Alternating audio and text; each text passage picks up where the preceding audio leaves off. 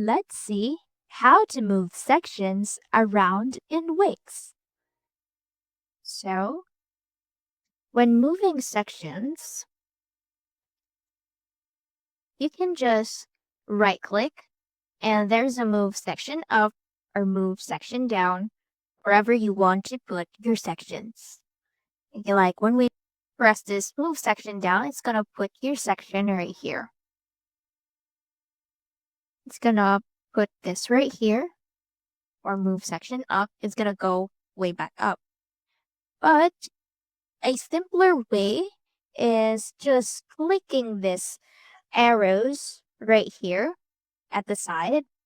I move section down, down, or up, up. And if you have like a very long page and you don't want to waste your time moving sections like this, you can just right click this one and cut this.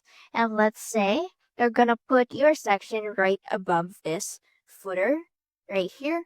So what we're going to do is we're going to press this footer and right click, press paste, or you can just Control V, paste, just like that. And that's how you move sections. By cutting it, then pasting here, or just